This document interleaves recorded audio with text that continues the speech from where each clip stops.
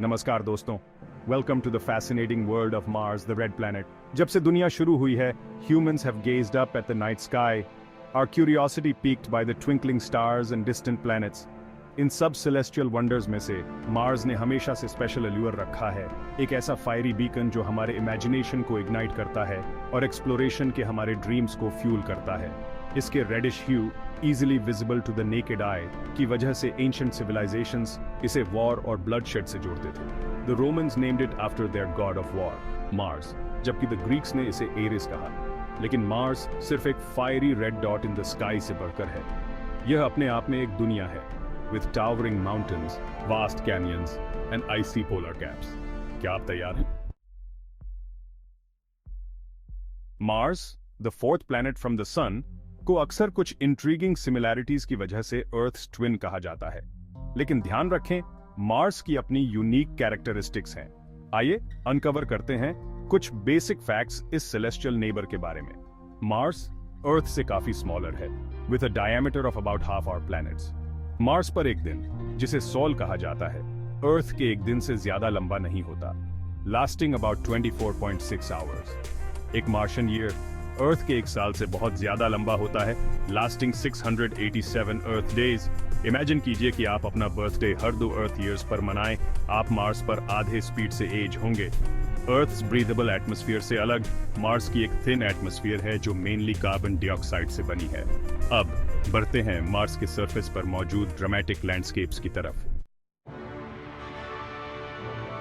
Fasten your seat belts dear viewers, क्योंकि अब हम एक वर्चुअल टूर पर जाने वाले हैं मार्शियन सरफेस की। तैयार हो जाइए ऐसे लैंडस्केप को देखकर अमेज्ड होने के लिए जो हॉन्टिंगली ब्यूटीफुल भी है और ड्रामेटिकली डिफरेंट भी फ्रॉम आवर ओन।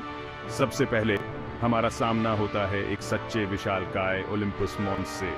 यह मैसिव शील्ड वोल्केनो न सिर्फ मार्स पर बल्कि हमारे पूरे सोलर सिस्टम का सबसे ऊंचा पहाड़ है। इसके बाद हम जर्नी करते हैं वालिस मरीनरिस की तरफ, एक ऐसा कैनियन सिस्टम जो इतना ग्रैंड है कि ग्रैंड कैनियन भी इसके आगे फीका लगता है। मार्शियन सरफेस पर बना यह इमेंस स्कार हजारों किलोमीटर्स तक फैला हुआ है। जैसे जैसे हम अपनी जर्नी को कंटिन्यू करते हैं, हम मार्शियन पोलर आइस कैप्स से इनकाउंटर होते हैं जो रेडिश लैंडस्केप में व्हाइट चमक रहे होते हैं। ये आइस कैप्स जो mainly water ice and carbon dioxide ice से बने होते हैं, मार्शियन सीजन्स के साथ श्रिंक और ग्रो होते रहते हैं और आखिरकार हम एक ऐसी घटना के विटनेस बनते हैं जो सिर्फ मार्स पर ही देखने को मिलती है, मैसिव डस्ट स्टॉर्म्स जो पूरे प्लैनेट को अपनी चपेट में ले सकते हैं। Water the elixir of life, इसकी प्रेजेंस लाइफ के लिए एसेंशियल है एज वी नो इट। हालांकि आज मार्स हमें एक ड्राई एंड डस्टी वर्ल्ड लगता है, लेकिन ऐसे कंपेलिंग एविडेंस मौजूद हैं जो बताते हैं कि लिक्विड वाटर कभी इसके सरफेस पर फ्लो करता था। इमेजिन कीजिए एंशिएंट रिवर्स को जो मार्शियन रॉक में चैनल्स बना रहे थे, there presence etched into the planets very surface. ये रिवर वैलीज एक स्ट्रॉन्ग एविडेंस प्रदान करते हैं कि मार्स कभी आज के मुकाबले बहुत ज्यादा वार्मर एंड वेटर प्लेस था। साइंटिस्ट्स ने मार्स पर ऐसे मिनरल्स भी डिस्कवर किए हैं जो पानी की प्रेजेंस में बनते हैं। क्लेज और सल्फेट्स जैसे मिनरल्स उस समय की ओर इशारा करते हैं जब मार्स पर लेक्स, ओशंस और even a vast northern ocean रहा होगा।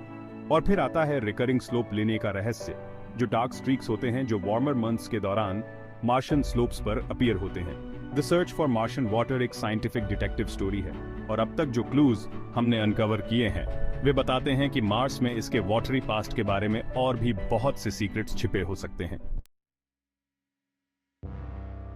Section 5, the thin air of Mars, a hostile embrace. जैसे जैसे हम मार्शियन एनवायरनमेंट में और डीपर जाते हैं, एक क्रूशियल फैक्टर इसे हमारे एनवायरनमेंट से अलग करता है, इसकी थिन एंड अनफॉरगिविंग एटमॉस्फेयर। जहां अर्थ्स एटमॉस्फेयर एक प्रोटेक्टिव ब्लैंकेट की तरह काम करती है, वहीं मार्स एटमॉस्फेयर ऐसी प्रोटेक्शन बहुत कम दे पाती है। इमेजिन कीजिए कि आप मार्स के सरफेस पर स्टेप रखते हैं, आपको तुरंत थिन एयर का एहसास होगा जिसकी वजह से ब्रीथ करना डिफिकल्ट होगा। मार्स एटमॉस्फेयर अर्थ के एटमॉस्फेयर से लगभग 100 टाइम्स थिनर है, जो प्राइमरीली कार्बन डाइऑक्साइड से बनी है। बिना किसी थिक एटमॉस्फेयर के जो हीट को ट्रैप कर सके, मार्स पर टेम्परेचर्स बहुत ज्यादा फ्लक्चुएट करते हैं, जो रात के समय बोन चिलिंग लोज तक पहुंच जाते हैं। द थिन मार्शियन एयर का मतलब यह भी है कि लिक्विड वाटर सरफेस पर ज्यादा देर तक एग्जिस्ट नहीं कर सकता। यह harsh reality future human missions to Mars के लिए सिग्निफिकेंट चैलेंजेस पेश करती है और इसके लिए हैबिटेबल एनवायरनमेंट्स बनाने के लिए इनोवेटिव सॉल्यूशंस की जरूरत होगी। Section 6, robotic explorers unveiling Martian secrets. हालांकि ह्यूमंस ने अभी तक मार्स पर कदम नहीं रखा है, लेकिन हमारे रोबोटिक एमिसरीज दशकों से रेड प्लैनेट को टायरलेसली एक्सप्लोर कर रहे हैं। इन रोबोटिक एक्सप्लोरर्स ने मार्स के बारे में हमारी अंडरस्टैंडिंग को रेवोल्यूशनाइज कर दिया है और एक एक करके इसके सीक्रेट्स को रिवील किया है। हमारी जर्नी की शुरुआत होती है मैरिनर 4 से, जो 1965 में मार्स के पास से गुजरने वाला पहला स्पेसक्राफ्ट था। फिर 1970s में वाइकिंग मिशंस आईं, जो मार्स पर लैंड करने वाली और लाइफ के साइंस को सर्च करने वाली पहली मिशंस थीं। और उन आइकॉनिक मार्स रोवर्स को कौन भूल सकता है? सोजर्नर, स्पिरिट, अपॉर्चुनिटी, क्यूरियोसिटी और perseverance. Section 7, mysteries of the red planet, unanswered questions. दशकों से एक्सप्लोरेशन होने के बावजूद मार्स ने अभी भी अपने सीक्रेट्स को बरकरार रखा हुआ है और हमारे सामने इंट्रीगिंग मिस्ट्रीज पेश कर रहा है। सबसे ज्यादा परप्लेक्सिंग मिस्ट्रीज में से एक है मार्शियन एटमॉस्फेयर में मेथेन का डिटेक्शन। मेथेन एक ऐसी गैस है जो जियोलॉजिकल एंड बायोलॉजिकल प्रोसेसेस दोनों से प्रोड्यूस हो सकती है, जो इस टेंटलाइजिंग पॉसिबिलिटी को जन्म देती है कि आज भी मार्स पर लाइफ एग्जिस्ट कर सकती है। एक और रहस्य है मार्स मैग्नेटिक फील्ड का स्ट्रेंज बिहेवियर। अर्थ से अलग जिसका ग्लोबल मैग्नेटिक फील्ड है, मार्स का एक weak and patchy magnetic field है। माना जाता है कि यह वीक मैग्नेटिक फील्ड कभी बहुत ज्यादा स्ट्रॉन्गर फील्ड हुआ करता था। और फिर आता है Martian moons, Phobos and Deimos का रहस्य। माना जाता है कि ये small irregularly shaped moons captured asteroids हैं, लेकिन इनका ओरिजिन एंड कंपोजिशन अभी भी डिबेट का विषय है। Section 8, the quest for life. Could Mars have supported life? The search for life beyond Earth science के सबसे प्रोफाउंड क्वेश्चंस में से एक है और मार्स लंबे समय से एक्स्ट्रा टेरेस्ट्रियल लाइफ को हार्बर करने के लिए एक प्राइम कैंडिडेट रहा है। हालांकि हमें अभी तक मार्स पर लाइफ का कोई डेफिनेटिव प्रूफ नहीं मिला है, लेकिन एविडेंस बताते हैं कि यह कभी एक हैबिटेबल वर्ल्ड रहा होगा।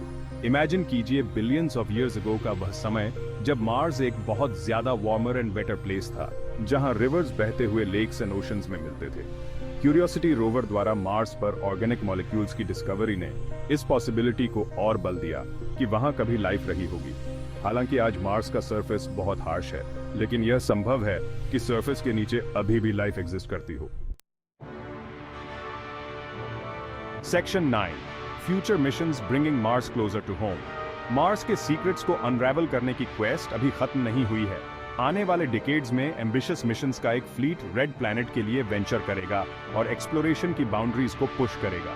सबसे ज्यादा एंटिसिपेटेड मिशंस में से एक है the Mars sample return mission, जो Martian rock and soil samples को कलेक्ट करने और उन्हें अर्थ पर वापस लाने के लिए नासा एंड ईएसए का एक जॉइंट एफर्ट है।